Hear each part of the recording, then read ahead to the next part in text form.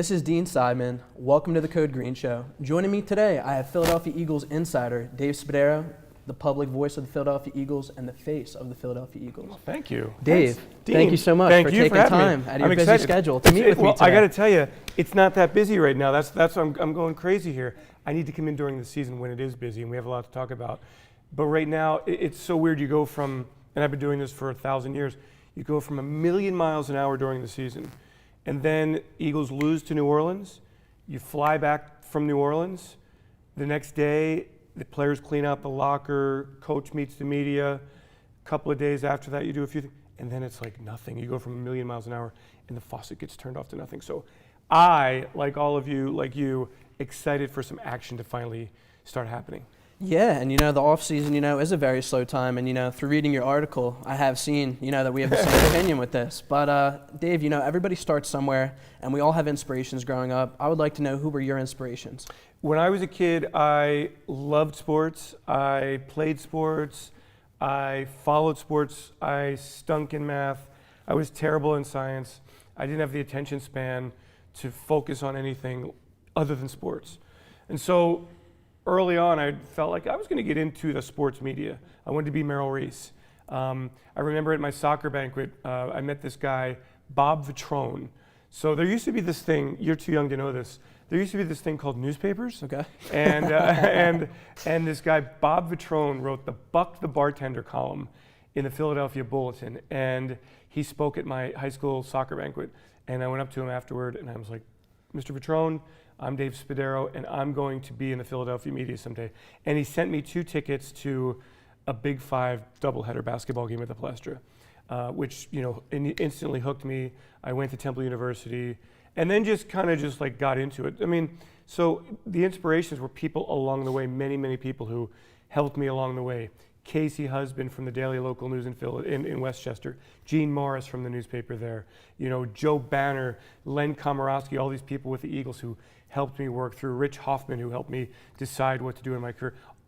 To this day, and will continue, there's always people who inspire me because careers change, the media changes, and I want to stay with the Philadelphia Eagles and help the Philadelphia Eagles for the rest of my life. Dave, that's an incredible story that you just shared with me. We all have these inspirations throughout our life, and they often shape us in our decision making and our career paths and stuff like that. So I do appreciate you sharing that. And one burning question that I had that I've been very excited to ask you: who would we not expect as fans to be a vocal leader, but in your eyes they are? In the locker room, yes, with the current team. Well, a vocal leader. I would tell you that Jason Peters is a leader, but he's not necessarily a vocal person. When he was playing, Jalen Mills was very vocal. 7th round draft pick, younger guy, but somebody who really got into it, hurt his foot though, missed half the season. We know Malcolm is a very vocal player, Malcolm Jenkins, of course. I would tell you that maybe Fletcher Cox. I mean, Fletcher, okay. Fletcher's one of those guys who, this big giant of a man who was always really kind of quiet and did his work. And then it was important for him to become a captain. And he became a captain, and he really took it upon himself to be that vocal person. So I would say that. I wouldn't say that either Nick Foles or Carson Wentz is a particularly vocal person. They kind of lead. I would throw Zach Ertz in there just as somebody who's kind of grown into the position after Brent Selleck left. Zach Ertz has kind of taken the mantle of leadership in the tight end room. So those are the kind of players that I would say are the vocal leaders of the current Eagles team. Some of those I would have imagined, but somebody like Jason Peters and maybe Ertz, that's surprising to me. Yeah, and Jason is a larger than life person to all of us. 9 Pro Bowls in his career. Incredible. And even with the dynamic at the NovaCare complex, he drives to work in this gigantic truck that says "The Bodyguard" on the side, so you know who he is. He walks in. He's very physically imposing. He does keep to himself a lot. But when it comes time to step up and offer that vocal leadership, Jason has really become comfortable in that role. So I got to tell you, honestly, Dean, I get a little bit intimidated by Jason. I don't really know what to say around him. You kind of want to walk by and go, "How are you, Mr. Peters? How are you doing, Mr. Peters? How's everything going, Mr. Peters?" Because you just revere him so much. And I'd put him in the class of Brian Dawkins, who was like that, but who was obviously more vocal. Even before that, Reggie White was somebody who was a larger-than-life figure with the Philadelphia Eagles to the fans and in the organization. Yeah, I mean, Jason Peters, somebody who's been the cornerstone of this football team for however many years. Yeah. He's constantly contributing, protecting Carson's backside. And, he's just instrumental into the team's success. And I really like Jason Peters. And, I think it's awesome that he's a leader in that locker room. Sure. And he's just somebody that everybody looks at him and says, how can I work hard like Jason Peters? And I would tell you another one. I don't think that he'll be back next year, but somebody who I've really enjoyed watching during his time with the Eagles, and that would be Darren Sproles, who's not particularly vocal, but, he's 5'6" tall. He's 190 pounds. He has a stutter, so he doesn't really speak a lot. Everybody looks at Darren and goes, that's the way that you prepare for the game. That's the way you have career longevity, and that's the way that you have career sustained success, just all the work that you put into things. So along the way, you learn very quickly, Dean, that it's not just the talent that gets the players here. Certainly, everybody has talent, but the way they approach the job every day keeps them in the NFL. It's just as hard, if not harder, to stay in the NFL as it is to get to the NFL. I know you've had Vince Papale here, who was the epitome of a guy who parlayed a modicum of talent combined that with a lot of hard work and forged himself an NFL career that has obviously lasted beyond his playing days.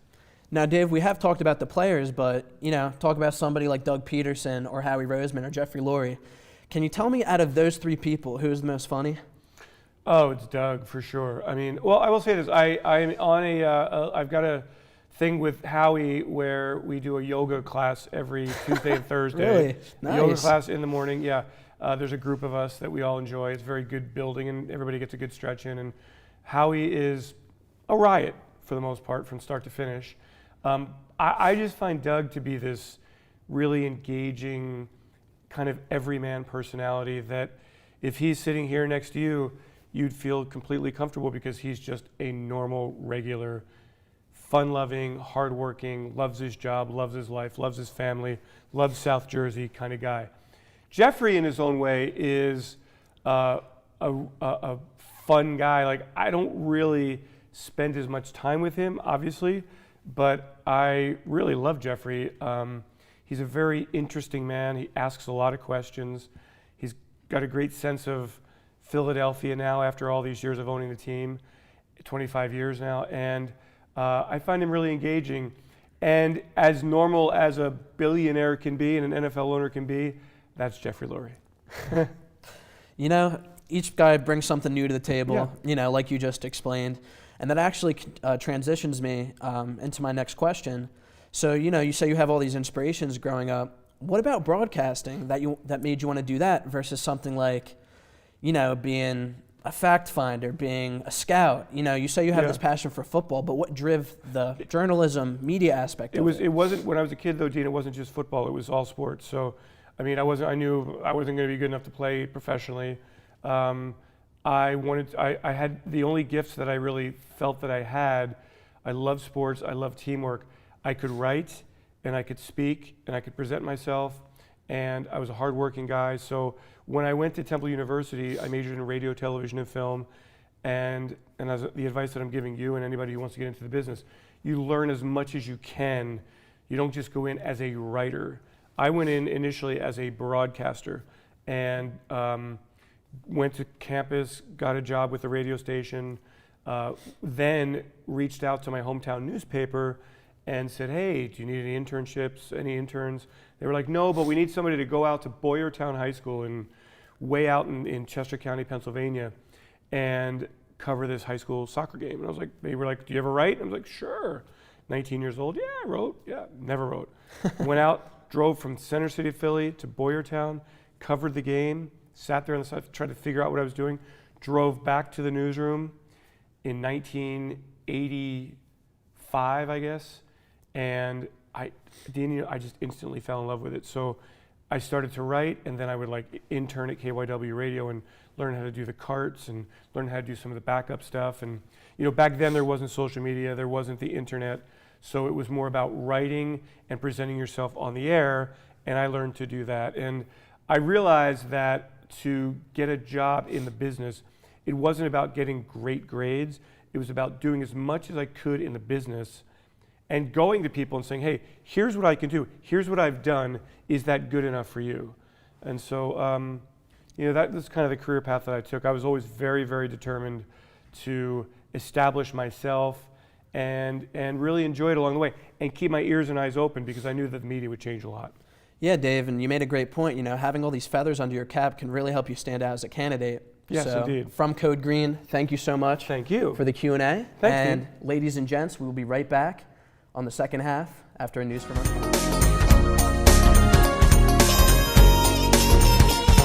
Shelter dogs aren't broken. They've simply experienced more life. If they were human, we would call them wise.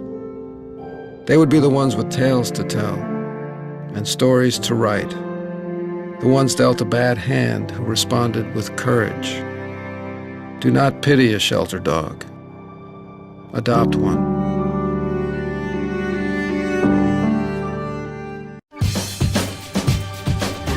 Say we've got grit, and we'll take it as a compliment.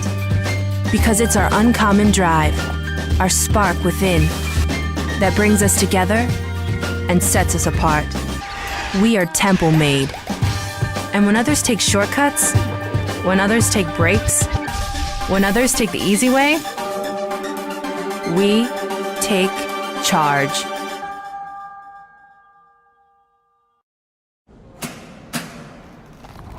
I work 13 hours a day, 6 days a week. So when I'm off the clock, I gotta get stuff done. So when I need a snack, I need something healthy, tasty, and easy to eat. Like wonderful pistachios without the shells. They're protein-powered, delicious, and great on the go. And that's perfect for me. Thanks, Liz. A woman without a lot of time. Whether you're a gourmet cook or just want to eat like one, visit Rostelli Market Fresh, your home for the freshest, locally sourced ingredients to please everyone who loves great food. Our organic meats, quality seafood, and free-range poultry are cut fresh to order. Chefs create culinary-inspired prep foods made fresh every day, which pair nicely with our vast selection of fine wines and spirits. Choose from handmade pastas, artisan cheeses, organic produce, and grocery items, all from the finest purveyors. Rostelli Market Fresh, from our family to yours. RVN TV is a platform for people of any industry to share their story. Over 285,000 viewers are tuning in to RVN TV shows monthly. We guarantee a great experience that you'll be sharing with everyone you know while increasing your personal and company's brand awareness. But what is your brand? According to Forbes, it's a combination of your logo, your product, your design and feel, and your personality. Did you know that aside from being a guest, we offer even more opportunity to boost your brand? Adding your company logo and website on screen during your interview will allow viewers to recognize your brand instantly. Incorporating images and video clips is another great way to showcase your product during your live segment. Let viewers see how good you really are. And most importantly, there's you and your interview. For less than the cost of a newspaper, direct mail, or a magazine ad, you can leave our studio and within 48 hours have a permanent digital copy of your live segment to link to your social media, embed into your company website, or use in email marketing. Investing in your brand is so very important, and we can't wait to have you as a guest. Shelter dogs aren't broken. They've simply experienced more life. If they were human, we would call them wise. They would be the ones with tales to tell and stories to write. The ones dealt a bad hand who responded with courage. Do not pity a shelter dog. Adopt one.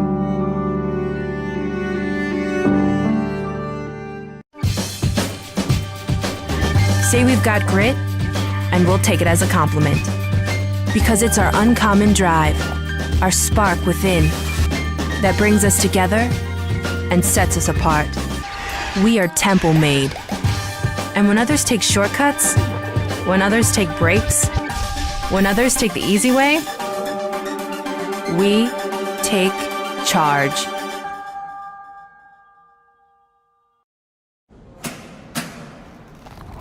I work 13 hours a day, 6 days a week. So when I'm off the clock, I gotta get stuff done. So when I need a snack, I need something healthy, tasty, and easy to eat. Like wonderful pistachios without the shells. They're protein-powered, delicious, and great on the go. And that's perfect for me. Thanks, Liz. A woman without a lot of time. Whether you're a gourmet cook or just want to eat like one, visit Rostelli Market Fresh, your home for the freshest, locally sourced ingredients to please everyone who loves great food. Our organic meats, quality seafood, and free-range poultry are cut fresh to order. Chefs create culinary-inspired prep foods made fresh every day, which pair nicely with our vast selection of fine wines and spirits. Choose from handmade pastas, artisan cheeses, organic produce, and grocery items, all from the finest purveyors. Rostelli Market Fresh, from our family to yours. RVN TV.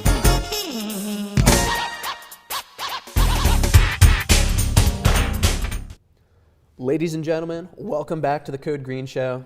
Dave Spadaro is with me today, and we just got done doing our Q&A. Here we go. But now we're going to go into some Eagles content because it's something we both know and love. Yes.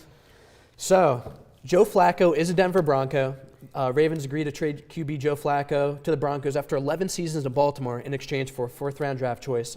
Flacco's a former Super Bowl MVP. Him and Nick Foles have had similar production. Does this trade impact Nick Foles' market value in any way? Yeah, I think it does. I think that it takes one more team off the prospective list for Nick. And although I don't know if the value, see, to me, the question I asked after I heard about that trade was, why would Denver want Joe Flacco instead of Nick Foles? You know, Nick's younger. Nick's had more success recently.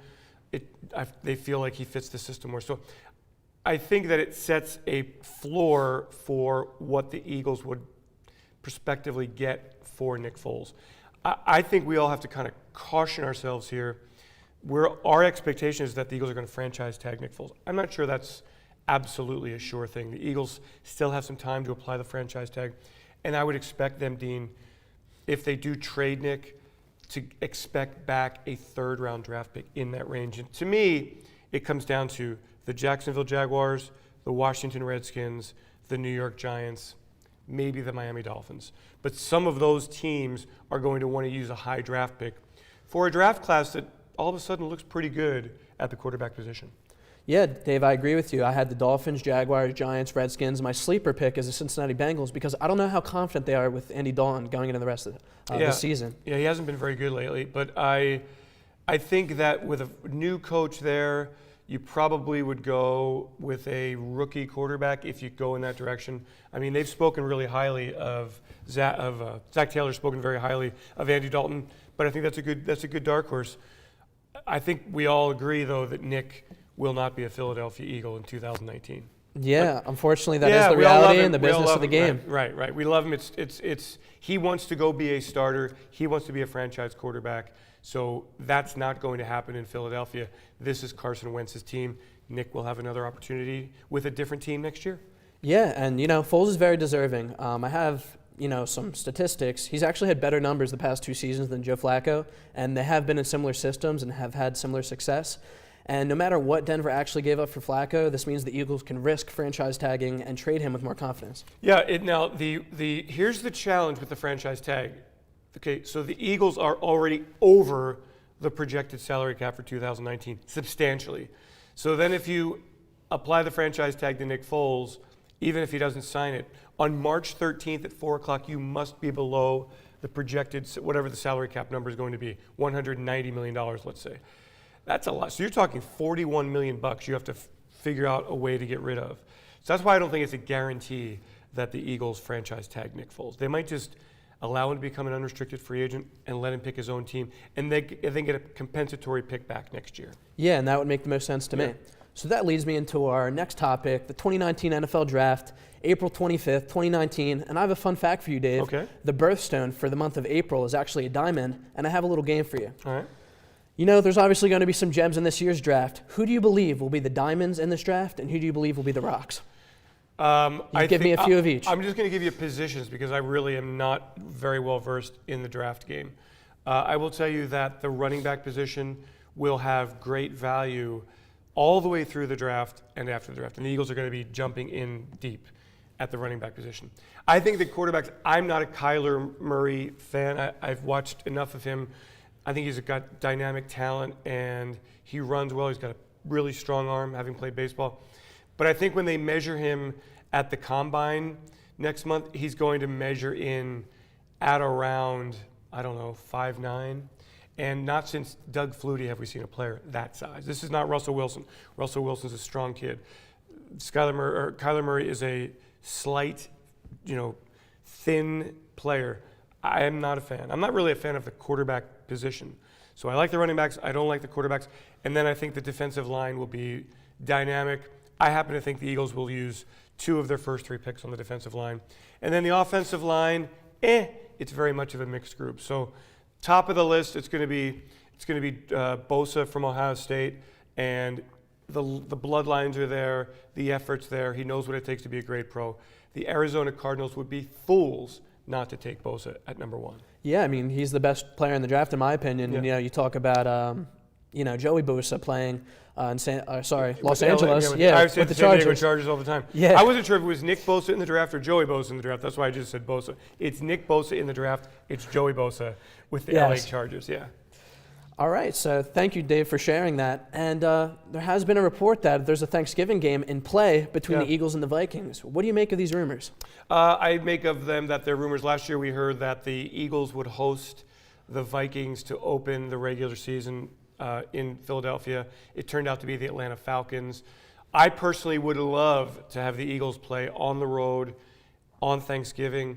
While it's a very tough turnaround from that Sunday to the Thursday, getting that little bye weekend at the end of November, heading into the latter stretch of your season, I think would pay great dividends for this team. And, look, the Vikings have an aging defense. They've got Kirk Cousins questions. I would personally sacrifice my Thanksgiving for a chance to have the weekend off. I think that would be more beneficial than going through the week, which is already kind of disrupted by the Thanksgiving holiday. Bring on the national television game, bring it on Thanksgiving. I think it'd be a great way for everyone to end their night. Yeah, I think it would be a great way to end the night. Having it at 8 p.m., that would be perfect. But I do have another statistics for you. Okay. The 2 teams have met a total of 28 times, and they're actually split 14-14. I didn't know that. So this game can actually be, a difference maker. Yeah. Well, look, the Eagles and the Vikings, it's been a bit of history here. We've seen them in the playoffs. Obviously, the one game, here's the one game in the Eagles-Vikings series that I always kind of remember. It got snowed out on the Sunday in 2010. They played it on a Tuesday. The Vikings blitzed off the edge, and all of a sudden everybody knew how to figure out Michael Vick. It was the end of really Michael Vick's great success. Yes, it was. And those 2 teams, and then of course the NFC Championship game in 2017 when the Eagles trampled the Minnesota Vikings to go to Super Bowl 52. Yeah, and I don't see an issue in going to Minnesota and winning again, where we won the Super Bowl crown. Yeah, indoor. The Eagles know the stadium. Fans will be there. I think it'd be a great way to end up. Plus, I always disagree with the NFL giving the Cowboys the advantage on Thanksgiving by playing that day at home, and then they get a bye week. So if the Eagles could get a bye week as well, a little mini bye weekend, that'd be fantastic. Yeah, and they talk about America's team. Why don't we have the Eagles play? Come America's on. team. That's nonsense. They haven't won anything since when? 1996. They live in the past, Dave. I had a mullet in 1996. You weren't even a speck of dust in 1996. No, I was born in 98. Yeah. 20 years old today. Congratulations. Thank you. Happy birthday. Yeah, so it was actually in August, but 20 years old as far as 2019 is concerned. Yeah, I got you. That's my mistake. Okay. So the offseason Eagles update, I do agree with you. You did put out a great article on Wednesday. We do share the same opinion with the current state of our beloved football team. And it's a time of low volume with news. Time of high anxiety, through the roof. Yeah. And as Eagles fans, we could speculate who would like to see the Eagles sign, release, trade for, and the 9 selections in this year's draft. We might actually have more. But I really liked how you encapsulated the mood and the atmosphere at the Nova Hair Complex in your article on Wednesday.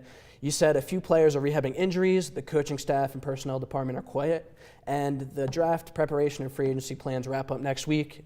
It's the off season. It's slow. Yeah, it's very. You have to get used to the cadence of things. I know we're all excited by it. Maybe you watched football last week in the AAF. I didn't. No, I did not either. Yeah, but you have to just kind of be patient, and it's hard for me because I'm such a type A person to be patient. I want to see how the Eagles address the roster, Dean. They've got salary cap issues. They're trying to get younger this year. They want to, I think it's going to be a lot of cleansing of the roster. I think we're going to say goodbye to a lot of very popular players. That's always difficult to do. And I'm interested to see how they manipulate the salary cap to create some space. To be active in free agency, that's what they want to do. They want to address the defensive line, the offensive line, the running backs, and of course, cornerback is also a need. And then linebacker, there's a lot of holes there as well. Yeah, Dave, you had addressed in another one of your articles earlier this week how the whole team, should be under review. Yeah. No position. Challenge the roster. Yes. Don't fall in love. Don't fall in love with players. Don't be emotional with your players. We all love them. We are fans. But Doug Peterson and Howie Roseman, Joe Douglas, they can't fall in love with players. They've got to make hard decisions that don't involve the heart. Make sure you lead with the head and keep the heart in the background. At the end of the day, you have to do what's best for this football team. Yeah. And if it is, getting rid of players, like Brandon Graham, it's just going to have to happen because you're looking at the team as a whole. That's one guy that I would really miss. Brandon Graham with the megawatt smile, the gigantic play in Super Bowl 52. And I really respect the fact that he went from a 2010 knee injury, first-round draft pick that year, tore his ACL. You can appreciate how difficult it is to come back from a torn ACL. Changed positions from a defensive end to a stand-up linebacker, back to a defensive end.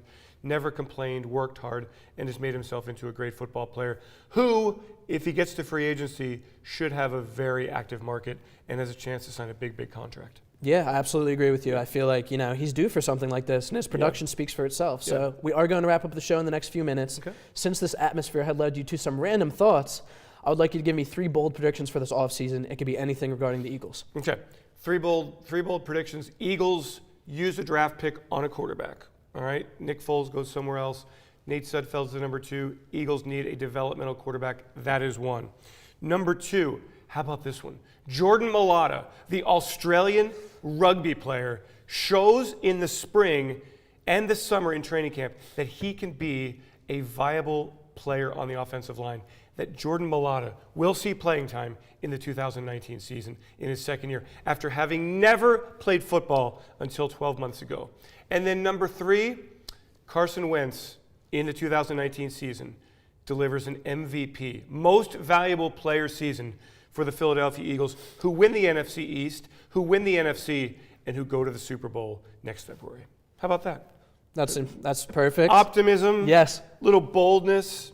Why not? Eagles are back and should be a very good team for a long time to come. Yeah, I feel like Carson, with the ACL recovery. Stay healthy, man. Yeah, just stay healthy. And, myself, it took me over a year and a half to get back to, true form.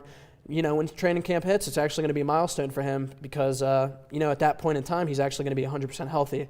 We're going to see a different Carson Wentz. Nick Foles will be gone. I really like your predictions. And, Dave, it's been a pleasure interviewing you today. It's been a pleasure being here, Dean. Anytime. Let's do it during the season when we can talk about wins and losses, and I can tap into your brilliant mind to find out about the Philadelphia Eagles as well. Dean Seidman, Dave Spadaro, thank you very much. And how I end every show with an Eagles chant. E-A-G-L-E-S, Eagles! Fly, Eagles, fly.